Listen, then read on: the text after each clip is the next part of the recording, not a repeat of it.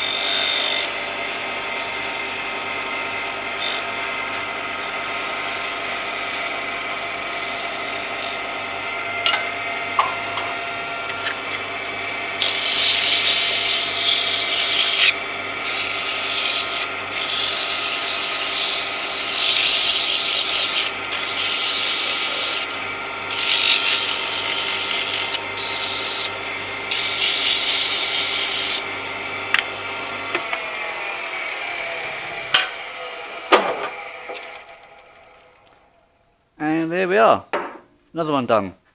Just another 48 to go.